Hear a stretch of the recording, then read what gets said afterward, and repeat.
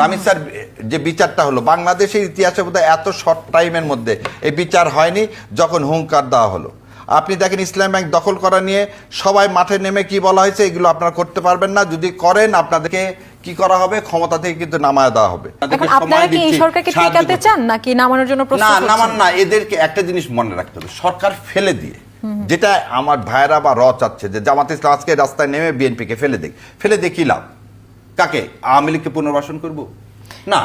যতক্ষণ পর্যন্ত দেশটার জন্য সাংঘাতিক, আর তারেক রহমান তো দেশের হারমের কিছু নেয়নি। আপনি একটা জিনিস দেন, বর্ডারে যেভাবে প্রতিবাদ করতেছে আমার বিডিআর, গত 18 বছরে তো এটা দেখিনি। এই মন থেকে জানাই সরকারকে অসংখ্য অসংখ্য ধন্যবাদ। আমাদের নবনির্বাচিত প্রধানমন্ত্রী জনাব তারেক রহমান ভাইকে অসংখ্য ধন্যবাদ জানাই।